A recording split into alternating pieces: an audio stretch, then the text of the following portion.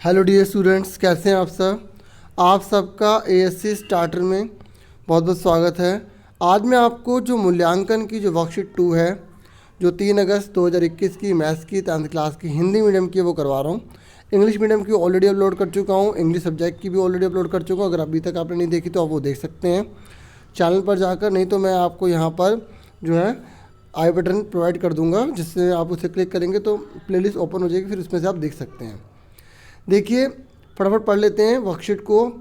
तो हमें जो शुरू के जो 5 क्वेश्चन दिए गए हैं उसमें एमसीक्यू है, तो फटाफट पहले स्टडी कर लेते हैं क्या बताया गया है। कोविड-19 महामारी टॉपिक है हमारा, और आगे देखते हैं क्या है। कोविड-19, जिसे कोरोना वायरस महामारी के रूप में भी जाना जाता है, मनुष्य के बीच गंभीर तीव्र श्वसन सिंड्रोम के संचरण के कारण चलती जा रही एक महामारी। ये अभी तक फैलती जा रही है, और ये किससे फैलती है? सारस कोव 2 से फैलती है। इसकी फुल फॉर्म यहाँ लिखी हुई है, ठीक है। आप कहेंगे मैथ में भी थ्योरी है, क्योंकि देखो अब केस बेस पर क्वेश्चन आएंगे तो आपको इसी तरीके से करने होंगे, तो आप समझ लीजिए ताकि आप पेपर अच्छा कर पाएँ। देखिए, निम्नलिखित तालिका एक अस्पताल में एक दिन के दौरान भर्ती किए गए मरीजों के आयु वितरण को दर्शाती है। पता है, एक दिन में जो अस्पताल के अंदर जो मरीज आए थे ना, अलग अलग उम्र के आए थे, वो कितने कितने आए थे वो सब कुछ यहाँ पर लिखा हुआ है। जैसे 5 से लेकर जो 15 साल तक की उम्र के जो बच्चे हैं वो 8 आए थे हॉस्पिटल में, ठीक है। और जो 15 से 25 हैं वो 10 आए थे। 25 से जो 35 हैं वो 20 आए थे। एक बात और सुन लो, देखो ये जो 15 है ना, वो इसके अंदर इंक्लूड नहीं माना जाएगा, क्योंकि इसकी जो अपर लिमिट, देखो 2 बातें याद रखना। जो पहले वाला होता है उसे निम्न सीमा कहते हैं।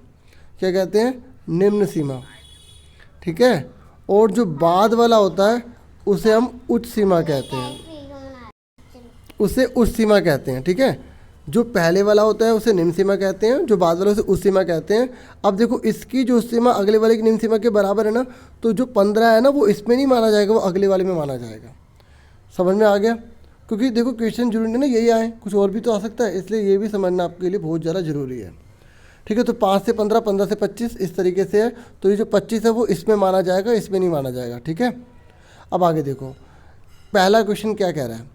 वर्ग अंतराल 5 से 15 का वर्ग माप है। वर्ग माप का मतलब होता है कि इसके बीच में कितने आयु के हैं, कितना अंतर है। तो 15 में से हम 5 घटा देंगे, 10 आ गया। कितना आ गया? 10। तो ये हमारा आंसर आ गया। समझ में आ गई? ये हमारा 10 आ गया। आगे देखिए,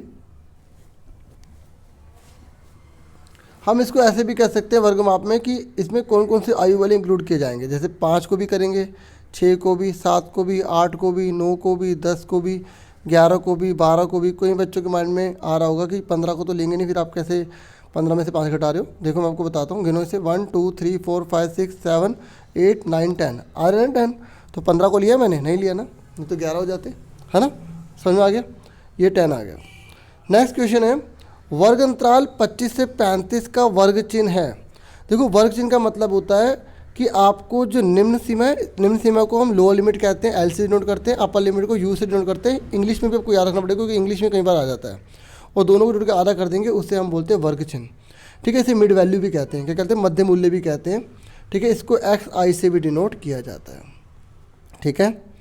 तो 25 और 35 को आप ऐड कर दीजिए, ठीक है, 60 आएगा। फिर उसके बाद उसका आधा कर दीजिए, तो आपका आंसर आ जाएगा 30, ठीक है। मुश्किल नहीं था ना? होप समझ में आ रहा होगा आपको। और अगर वीडियो आपको वैल्यूबल लगे तो आप चैनल को सब्सक्राइब भी कर सकते हैं, ठीक है। और अच्छा लगे तो आप लाइक भी कर सकते हैं। क्वेश्चन नंबर 3 है, अस्पताल में एक दिन में भर्ती हुए मरीजों की कुल संख्या आपको बतानी है कि अस्पताल में कुल कितने मरीज आए थे। देखो 8, 10, 20, 23, 14 और 5, इन सबको आप ऐड कर दो, ठीक है। तो आपका आंसर आएगा 80। ऐड करने का तरीका थोड़ा सा ये देख लो, जैसे इसको आप मान लो 2 आपने दे दिए इसको, तो 10 10 20 हो गए, 20 20 40 हो गए, 40 और 20 कितने हो गए? 60। 2 यहाँ से कम कर दो, 1 फालतू है अभी, है ना। 60 और 10 कितने हो गए? 70 हो गए, ठीक है। 1 फालतू दे दिए 5, और 5 कितने हो गए? 10, 80 हो गए, ठीक है। इस तरीके से आप ऐड कर लो, ठीक है। थोड़ी ट्रिक आपको सीखनी पड़ेगी ताकि आप जल्दी से एग्जाम में पेपर अटेम्प्ट कर पाएँ और अच्छे से कर पाएँ। तो बच्चों, ये तो बहुत ईजी क्वेश्चन था कुल संख्या वाला। अब ये वाला क्वेश्चन थोड़ा लेंथी है, ठीक है। मैंने इसको पेज पर करा ताकि आपको अच्छे से समझा सकूं, क्योंकि अगर मैं इस पर पूरा लिखूंगा तो बहुत ज़्यादा टाइम चला जाएगा। ये कह रहा है औसतन संख्या कितनी है, मतलब एवरेज कितने आते हैं एक दिन में। तो एवरेज के लिए जो औसतन है ना, उसको हम माध्य बोलते हैं, ठीक है। और इसको हम माध्य को हम x के ऊपर बार से भी डिनोट किया जाता है। तो अब इसको सीख लो कि इसे कैसे निकालोगे आप। देखिए ये वाला क्वेश्चन में दे रखा है आपके और ये वाला क्वेश्चन में दे रखा है। आपको जब एवरेज निकालना है ना तो आपको पहले एक्स आई निकालना होगा। मैंने अभी आपको बताया ना वर्ग चिन्ह जो होते हैं, ठीक है, उसको एक्स आई कहा जाता है। अभी बताया था ना आपको मैंने, बिल्कुल आराम से बताऊंगा। जिसको सिर्फ आंसर देखने हैं वो आगे वीडियो को स्पीड से कर लेगा, ठीक है। तो 5 से 15 दोनों को जोड़ा 20, 20 का आधा कितना हो गया, 10 हो गया, है ना। इस तरीके से ये 10 आ गया। 25 और 15 कितने होते हैं, 40, 40 का आधा कितना हो गया, 20। ऐसे इन दोनों को जोड़ के आधा कर दो। नहीं तो पता है मैंने आपको एक और बात बताई थी कि जो एक्स आई होती है उसे मध्य मूल्य भी कहते हैं। क्यों कहते हैं, क्योंकि वो दोनों के बीच की वैल्यू होती है। 5 और 15 के बीच में कौन है, 10 है, ठीक है। ऐसे 25 और 15 के बीच में कौन है, 20 है। इस तरीके से भी लिख सकते हो। समझ में आ गया। अब देखो ये दो चीज़ें हमें दे रखी थी, सी आई और एफ आई दे रखा था। एक्स आई हमने निकाल लिया। अब हमें औसत निकालना है तो हम एक्स आई को एफ आई से मल्टीप्लाई करोगे। कुछ बच्चों के दिमाग में यह आ सकता है कि सर एक्स आई आपने बीच में लिख दिया, हम दोनों पहले उतार दें और बाद में एक्स आई लिखे, तो लिख सकते हैं, कोई दिक्कत नहीं है, ठीक है। आप जैसे लिखो लेकिन वो ठीक होना चाहिए, ठीक है, अच्छे से आपको करना है। उसके बाद डियर स्टूडेंट्स आप क्या करेंगे, इसको मल्टीप्लाई कर देंगे, ठीक है। मल्टीप्लाई करके फिर आप ऐड कर देंगे, ठीक है। ऐड करने के बाद एफ आई को, देखो एक बात और बता दूं आपको, अगर आप एक्स आई दूसरे नंबर पे लिखते हो तो हर बार दूसरे नंबर पे लिखें। एक माइंड में बैठा लें, प्रैक्टिस करें। क्योंकि कई स्टूडेंट्स क्या करते हैं, कभी एक्स आई यहाँ कभी एक्स आई यहाँ, तो पेपर में थोड़ा एकदम आपको पता कितना प्रेशर हो जाता है। तो बच्चों ने एक्स आई यहाँ लिखा होता तो एक्स आई को जोड़ के उसे डिवाइड कर देते हैं। नहीं, आपको जो एवरेज में जो नीचे लिखना है ना वो एफ आई लिखना है। अगर आप पूरे कॉन्शियसली पढ़ रहे हैं तो कोई दिक्कत ही नहीं है, लेकिन फिर भी कई बार इतना प्रेशर हो जाता है तो हमें कुछ चीज़ों के पैटर्न को माइंड में फिक्स कर लेना चाहिए, ताकि एग्ज़ाम में हम अनकॉन्शियसली भी कर रहे हो तो भी आंसर सही हो जाए, ठीक है ना। तो होप आप समझ में आपको आ रहा होगा। तो इसको मैंने डिवाइड करा था तो 35 आया था, ठीक है। तो ये वाला आपको क्वेश्चन अच्छे से क्लियर हो गया। अब इसका आंसर 35 पे हम टिक कर देंगे, क्लियर हो गया होगा। आगे बढ़ जाते हैं डियर स्टूडेंट्स। आप देख सकते हैं डियर स्टूडेंट ये 35 हमें ऑप्शन में भी दे रखा है, ये सी। अब नेक्स्ट बोला गया कि उच्चतम आवर्ती वाला वर्ग कौन सा है, मतलब कौन सी एज वाले हैं जो सबसे ज़्यादा मरीज आए थे। तो 35 से 45, ठीक है। तो इसका आंसर क्या आ गया, हमारा ये वाला आ गया, ठीक है। आप देख सकते हैं बाकी सब 23 से कम ही है, तो इसलिए हमारा ये आंसर होगा, क्योंकि जो पूछा है आपको वो बताना पड़ेगा, ठीक है। अच्छे समझ में आ रहा है ना आपको। चलो उसके बाद बोला गया 6 क्वेश्चन। अब आपको थोड़ा सा यहाँ पे कोऑपरेट करना पड़ेगा। ये जो क्वेश्चन है मैं आपको रफ में समझाऊंगा, ठीक है, इसी पर, और आप अच्छे से कंपास से बनाएंगे, ठीक है। इतना मुझे पूरी उम्मीद आप कोऑपरेट करेंगे। यहाँ बोला गया एक 6 सेंटीमीटर का आपको रेखाखंड ए बी खींचना है। तो आप सबसे पहले ए बी जो है वो 6 सेंटीमीटर का रेखाखंड खींचें। तो आप इसकी रचना भी लिख सकते हैं, वैसे 2 नंबर का है, जरूरी नहीं है, लेकिन अब लिख देंगे तो आपकी सेफ्टी सिक्योरिटी रहेगी, फुल मार्क्स मिलेंगे। तो आप सबसे पहले लिखेंगे ए बी बराबर 6 सेंटीमीटर रेखाखंड खींचा। फिर ए को, ठीक है, केंद्र मानकर, ए को केंद्र मानकर प्रकार की सहायता से आधे से अधिक दूरी लेकर, जैसे आधे से अधिक दूरी का मतलब होता है, जैसे मेरी कंपास है मैंने खोला ना, जैसे ये 3 है तो 3 से थोड़ा आगे ले लिया। तो 3 से जब मैं आगे लूँगा मतलब इतना ले लिया प्रकार को, ठीक है। और जब मैंने इतना लिया आधे से, तो मैंने ऊपर, कहाँ, ऊपर और नीचे की ओर चाप लगाया। फिर बी को केंद्र मानकर ऊपर और नीचे चाप लगाया, ठीक है। फिर उसके बाद क्या करा, मैंने इसको मिला दिया, ठीक है। जब मैं इसको मिलाऊंगा ना, जब जैसे ए बी मैंने डाला और मैंने ऊपर और नीचे चाप लगाया, फिर यहाँ से ऊपर और नीचे चाप लगाया, इसको मिलाया, तो ये इस लाइन को 2 इक्वल पार्ट में डिवाइड कर देगा, ठीक है। ये तो मैं रफ में बता रहा था, आपको समझ में आ गया होगा। इस तरीके से बिल्कुल सीधी लाइन आएगी और ये 90 के एंगल बनेंगे, ठीक है। और अगर आपको फिर भी प्रॉब्लम आती है तो आप मुझे कमेंट कर देना, फिर मैं देखता हूँ एक अलग से छोटी सी वीडियो इसकी, और जो कंस्ट्रक्शन वाला है वो बना दूंगा, ठीक है। अब आगे देखिए 7वां क्वेश्चन बोला गया कि त्रिज्या 7 सेंटीमीटर है। कितनी त्रिज्या, 7 सेंटीमीटर है। कितने डियर स्टूडेंट्स, 1 मिनट, हाँ। तो 7 सेंटीमीटर जो है त्रिज्या है, तो आपको उसका वृत्त का क्षेत्रफल निकालना है। तो आपको पता होगा जो वृत्त का क्षेत्रफल क्या होता है, पाई आर स्क्वायर होता है। बस आपको आर में वैल्यू पुट कर देनी, आंसर कर देना। अब मैं आपको दिखाता हूँ आंसर, होप आपको समझ में आ रहा होगा।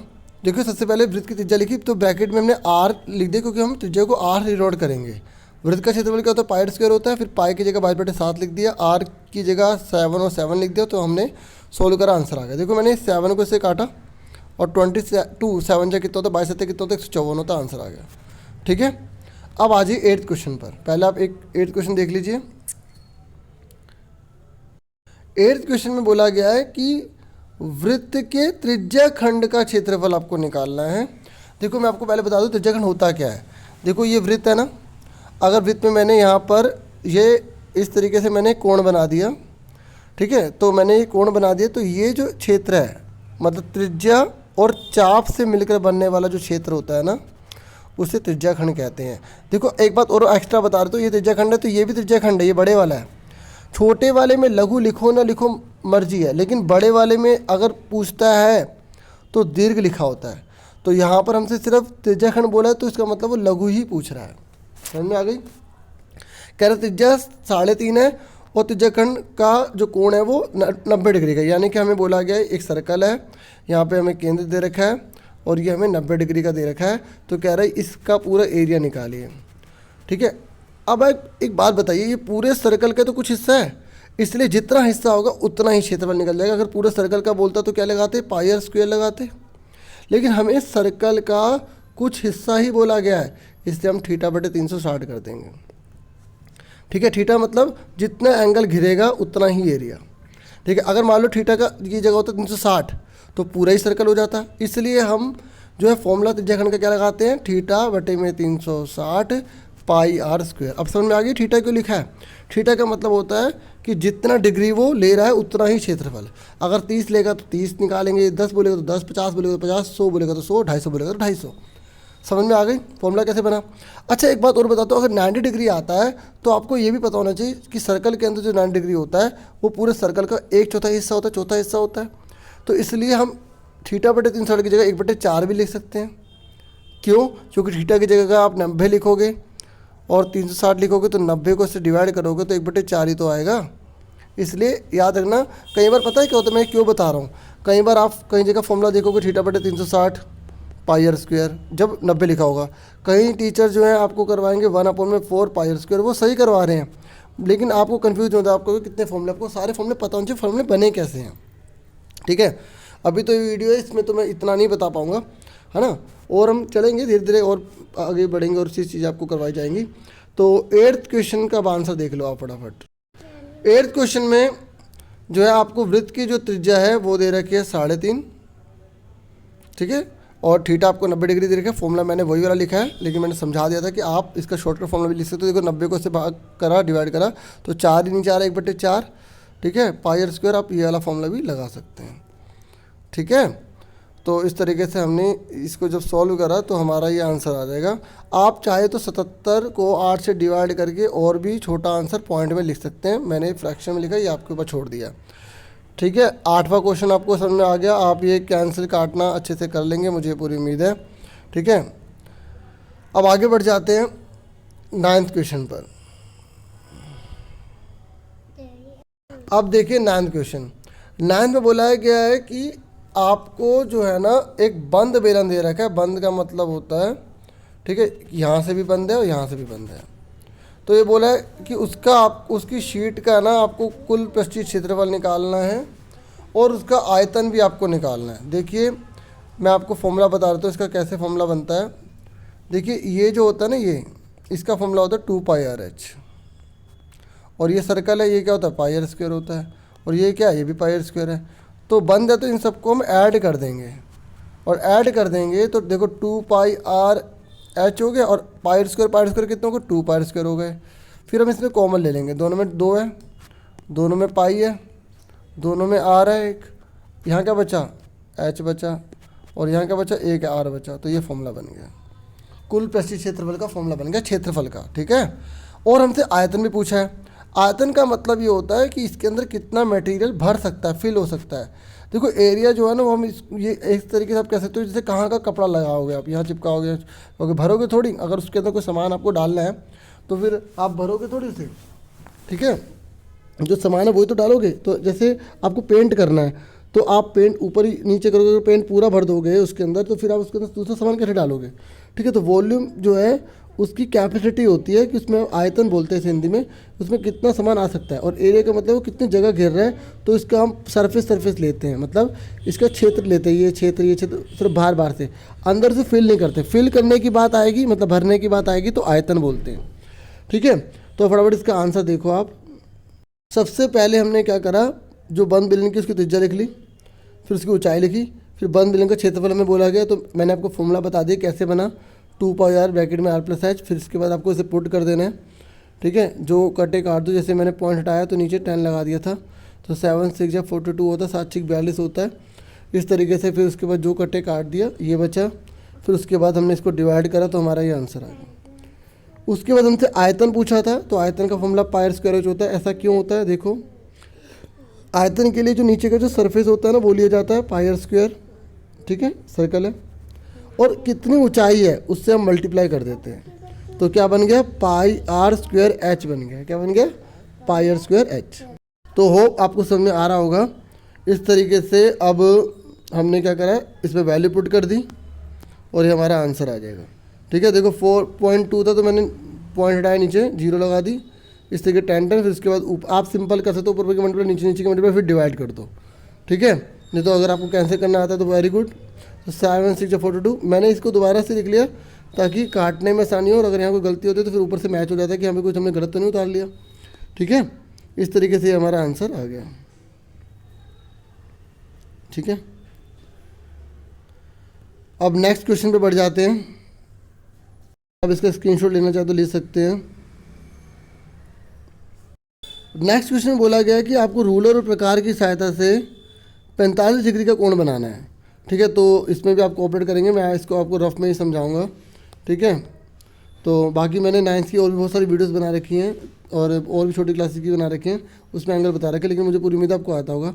सबसे पहले आप एक लाइन डाल लीजिए, ठीक है। आप अगर रचना लिखना चाहते तो लिख सकते हैं ए बी बराबर ए बी, हाँ हमने एक ए बी रेखाखंड खींचा, ठीक है, और हमने ए को केंद्र मानकर, ठीक है, एक सेमी सर्कल बनाया, अर्धवृत्त बनाया, ए को केंद्र मानकर अर्धवृत्त बनाया।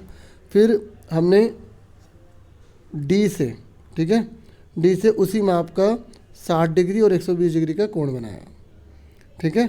उसके बाद हमने 60 और 120, मतलब इसका नाम दे सकते हो आप, जैसे एम नाम दे दिया, इसको अपने एन नाम दे दिया, तो हम फिर लिखना आप एम तथा एन से हमने को केंद्र मानकर हमने आर्क लगाई, मतलब चाप लगाई।